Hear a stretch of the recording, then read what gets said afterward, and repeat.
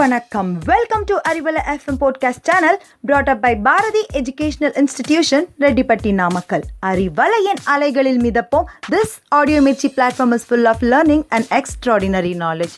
So don't miss, stay tuned. தொடர்ந்து இணைந்திருப்போம். இது உங்களுக்கான பாரதியின் அறிவலை பாட்காஸ்ட்.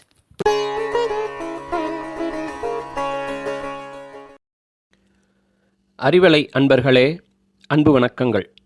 நான் உங்கள் கோமேதகவேல். 63 நாயன்மார்களில் இன்றைக்கி நம்ம தண்டியடிகள் நாயனாரை பற்றி பார்க்கலாங்க. இந்த தண்டியடிகளார் திருவாரூரில் பிறந்தார். புரட்டாசி மாத விசாக நட்சத்திரத்தன்று செங்குந்தர் மரபிலே தோன்றியவர் தண்டியடிகளார். இவர் பிறவியிலேயே கண் பார்வையை இழந்தவர். அகக்கண்களால் இறைவனை வணங்குவார். திருக்கோவிலை வலம் வருவார். 5 எழுத்து மந்திரத்தை ஓயாது உச்சரிப்பார். இந்த கோவிலின் மேற்கு பகுதியில் ஒரு திருக்குளம் அமைந்திருந்தது. அந்த குளத்தின் அருகினிலே சமணர்கள் மடம் ஒன்று இருந்தது. அந்த திருக்குளமானது பாழ்பட்டு கிடந்தது. ஊருக்கு உயிர் நாடியே குளம்தாங்க. அதனால் இவர் என்ன பண்ணுறாரு, யாருடைய உதவியும் இல்லாமல் தானே குளத்தை சுத்தம் செய்ய எண்ணுகிறார். குளத்தின் நடுவிலிருந்து கரை வரைக்கும் கோல்கள் நட்டு அந்த கோல்களை கயிற்றால் இணைத்து கட்டி ஒரு வழி செய்கிறார். மண்ணை தோண்டி தலையில் சுமந்தவாறு கயிற்றை பிடித்து கொண்டு கரையேறி மண்ணை கொட்டுவார். இந்த சிவப்பணி தொடர்ந்து கொண்டிருந்தது. அவரது திருவாயோ நமச்சிவாய என்னும் 5 எழுத்து மந்திரத்தை முணுமுணுத்து கொண்டிருந்தது. அறிவலை அன்பர்களே, எண்ணமும் செயலும் ஒன்றுவது என்பது இதுதானோ? ஒரு நல்ல செயல் நடக்கும்போது இடையூறு ஏற்படுவது என்பது வாடிக்கைதானே. அருகில் உள்ள சமணர்களோ இவரை கேலி செய்து பணி செய்ய விடாமல் தடுக்கின்றனர். மண்ணை கிளறினால் புழுக்கள் இறந்து விடுமே, உனக்கு கண்தானே குருடு, காது மாசவிடு என்று கேலி செய்கிறார்கள். மனம் வருந்திய தண்டியடிகளோ, நான் புறக்கண்களால் இறைவனை காண முடியவில்லையே தவிர அகக்கண்களால் வணங்கி கொண்டுதான் இருக்கிறேன். என்னுடைய சிவன் அருளால் நான் கண்ணொளி பெறுவேன், நீங்கள் குருடராவீர்கள் என்று சொல்ல சமணர்களோ ஏளனமாகச் சிரித்தவாறே, அப்படியெல்லாம் நடக்குமா?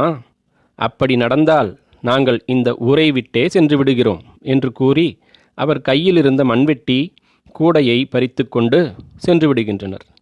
மனம் நொந்து வருந்திய தண்டியடிகள் சிவபெருமானிடம் அழுது முறையிட, சிவபெருமானோ தண்டியடிகள் கனவிலே தோன்றுகிறார். நீ நாளை கண்ணொளி பெறுவாய், கவலைப்படாதே தண்டி, உன் வேலையை தடுத்து ஏளனம் செய்தவர்களுக்கு கண் பார்வை போய்விடும் என்று திருவருள் மொழிந்தார். இதே உரையை சோழராஜனின் கனவிலும் சென்று இறைவன் சொல்லுகிறார். அடுத்த நாள் காலை ஆலய திருக்குளம் அருகே தண்டியடிகள், மன்னர் மற்றும் பழித்து பரிகாசம் செய்த சமணர்கள் எல்லோரும் கூடியிருந்தனர்.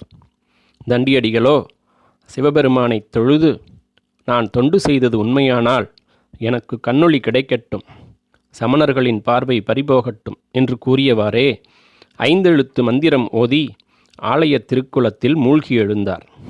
என்ன ஆச்சரியம்! இறைவனின் திருவருளால் தண்டியடிகள் கண்ணொளி பெறுகிறார். சமணர்களோ பார்வை இழக்கின்றனர். சொல்லியவாறே சமணர்கள் ஊரை விட்டே ஓடுகின்றனர். இதுவரை அகக்கண்களால் இறைவனை தரிசித்த தண்டியடிகள் இப்போது புறக்கண்களால் இறைவனின் பேரழகை கண்டு ஆனந்தம் கொண்டார். இந்த தண்டியடிகள் தொடர்ந்து இறைத்தொண்டு செய்து சிவபெருமானின் திருவடியை அடைந்தார்.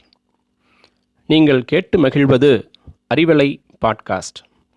இந்த அடியாரது வரலாற்றை பார்க்கும்போது உடல் குறைபாடு என்பது இவருக்கு ஒரு பொருட்டாகவே இல்லை. சமயப் பணியையோ சமுதாயப் பணியையோ பாதிக்கவில்லை. சமணர்கள் கேலி செய்த பொழுதும் மனம் தளராமல் தன்னால் முடியும் என்ற நம்பிக்கையும் மனம் தளராத இறை பக்தியும் இவரை நாயன்மார் வரிசையில் விளங்க வைத்தது. தண்டியடிகளாரின் பாத கமலங்களை வணங்கி மகிழ்வோம். பார்வையை இழந்தும் பக்தியினில் குறையார். திருக்குளம் தூர்வாரி திருக்கண் பெற்றார். தாழா தொண்டினர் தண்டியடிகளார். இந்த தண்டியடிகளாரது குரு பூஜை பங்குனி மாதம் சதய நட்சத்திர தினத்தன்று கொண்டாடப்பட்டு வருகிறது. நாம் இதுவரை தரிசித்த நாயன்மார்களில் எண்ணற்ற நாயன்மார்கள் திருவாரூரை சுற்றியே வாழ்ந்திருக்கின்றனர் என்பது தெளிவாகிறது. ஆரூர் பெருமான் இந்த நாயன்மார்கள் வாழ்க்கையில் எண்ணற்ற விளையாடல்கள் நிகழ்த்தியிருக்கிறார். நாமும் ஒரு முறை திருவாரூர் சென்று இறைவனை வணங்கி பெரும் பேறு அடைவோம். அடுத்த நாயன்மாரோடு உங்களை சந்திக்கும் வரை வணக்கம் கூறி விடைபெறுகிறேன். நன்றி, வணக்கம்.